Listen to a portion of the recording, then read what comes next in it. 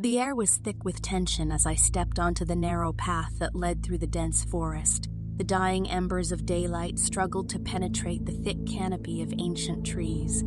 I had always been drawn to the mysterious and the unexplained, and this journey into the heart of Japan's haunted legends was no exception. Little did I know that I was about to uncover a tale so chilling it would forever haunt my dreams. My quest had brought me to the remote village of Yurei, Nomura, nestled deep within the Ayakigahara forest. Infamous for its association with death and suicide, locals avoided the forest, warning outsiders like me to stay away.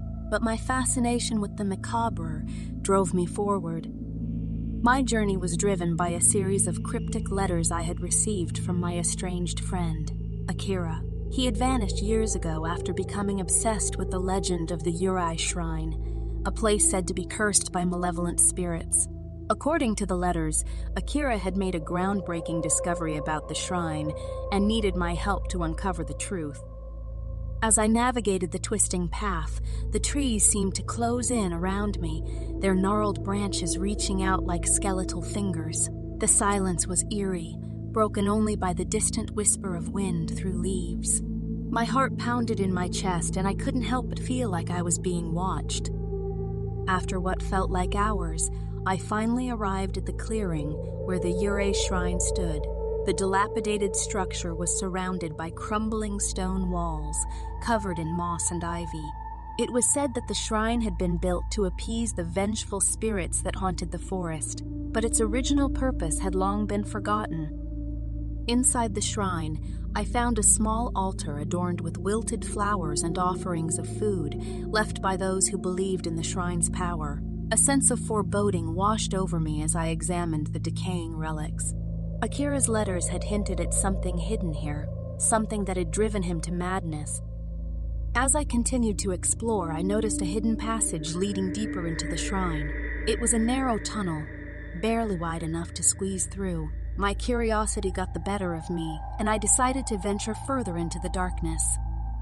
The tunnel seemed to stretch on endlessly, and I had to use my phone's flashlight to see. The air grew colder, and I felt a palpable sense of dread. It was as if the very walls of the tunnel were closing in on me, suffocating me with fear. Finally, I emerged into a chamber that took my breath away. The walls were covered in ancient inscriptions, their meaning lost to time. In the center of the room, there was a pedestal upon which rested a small, ornate box. It was beautifully crafted, adorned with intricate carvings of demons and spirits. My heart raced as I reached for the box, a sense of anticipation and dread washing over me. With trembling hands, I opened it, revealing a collection of scrolls bound in silk. They were filled with Akira's handwriting, his words filled with desperation and madness. Akira had uncovered a dark secret about the Yurei Shrine. He had believed that the shrine was not just a place to appease spirits, but a gateway to the world of the dead. The scrolls detailed his experiments, his attempts to communicate with the spirits that lurked within. He had become convinced that he could harness their power, but the spirits had other plans. As I read on, I felt a chill run down my spine. Akira's accounts grew increasingly erratic and disjointed. He wrote of whispers in the darkness, of shadowy figures that stalked him through the forest. He spoke of a malevolent presence that had taken hold of him, driving him to the brink of insanity. Just as I was about to close the scrolls, a voice echoed through the chamber, a haunting, otherworldly voice that sent shivers down my spine. "You should not have come here," it hissed. I spun around, my flashlight illuminating a figure standing in the shadows. It was Akira, but he was changed, his eyes hollow and lifeless, his skin pallid and clammy. He moved towards me with an unnatural grace, his movements almost ghostly. "Akira, it's me, your friend," I stammered, my voice trembling with fear. But Akira only laughed, a cruel, eerie sound that sent a shiver down my spine. "Friend? There are no friends here, only shadows and spirits." He lunged at me, and I stumbled backward, my heart pounding in my chest.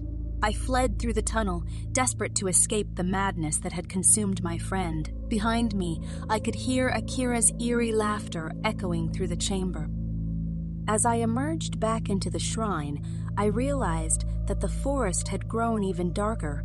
The moon had disappeared behind a thick blanket of clouds, and the ancient trees loomed like silent sentinels. I stumbled through the forest, my mind racing with terror. Suddenly, I heard the whispers, faint at first but growing louder with each step. It was as if the very trees were speaking to me, their voices filled with pain and sorrow. I could feel their eyes upon me, their unseen presence closing in. I ran blindly through the forest, branches tearing at my clothes, thorns scratching my skin. The whispers grew louder, the voices of the restless spirits of Aokigahara. They were angry, vengeful, and they wanted me gone. Finally, I burst through the trees and stumbled back into the village of Yurei. No, Mura. The villagers looked at me with a mixture of fear and pity, as if they knew the horrors I had witnessed. I tried to tell them about Akira and the shrine, but they only shook their heads and turned away. I never saw Akira again, and I never returned to the Yurei shrine. The memory of that night still haunts my dreams, a chilling reminder of the darkness that lurks in the shadows of the ancient forest. To this day, I can't help but wonder what happened to my friend and what secrets the Yurei shrine holds. But some mysteries are better left unsolved, some horrors better left undisturbed, and some places better left untouched by the living.